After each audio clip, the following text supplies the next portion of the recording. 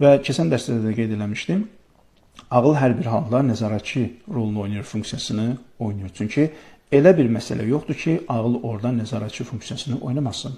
Hətta Peyğəmbər vəhy alanda belə, hətta Peyğəmbər mələklə görüşəndə belə, hər bir halda ağıl bu prosesə nəzarət edir. Nəyə görə? Çünki Peyğəmbər hardan bilir ki, ona gələn, məsələn, mələk o həqiqətən mələkdir, Cəbraildir.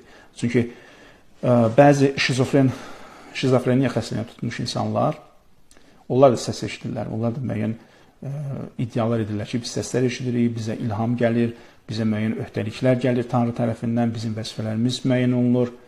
Yəni, o şizofrenlər də müəyyən səslər eşidirlər, onların da gözünə müəyyən şeylər görünür. Amma onlar həqiqət deyil. Niyə? Çünki o qarabasmadır.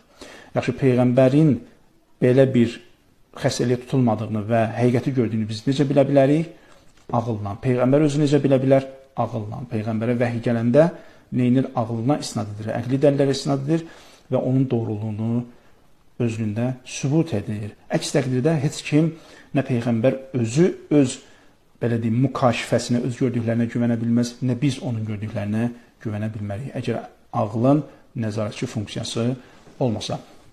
Ona görə bəzən ağılla qəlb arasında müqayisələr aparırlar, hansı üstündür, ağıl üstündür, yoxsa qəlb üstündür. Bəzən deyirlər ki, ağıl gərək bəzi yerlərdə dayansın, o artıq ondan yuxarı mərhələlərdə qəlb öz sözünü deməlidir və s. Bu müqayisələr dostlar yanlış müqayisədir. Çünki ağıl, qəlb, hiss üzvləri, bunların hərəsinin öz predmeti var, hərəsinin öz dərk elədiyi məsələlər var. Ağlın dərk elədiyi məsələləri hiss üzvləri dərk eləmir, hiss üzvlərinin dərk elədiyi məsələləri ağıl dərk eləmir. Qeybdən gələn məsələlər də, onların da doğruluğunu, qeybi məsələlərin doğruluğunu biz yenə ağılla neynirik?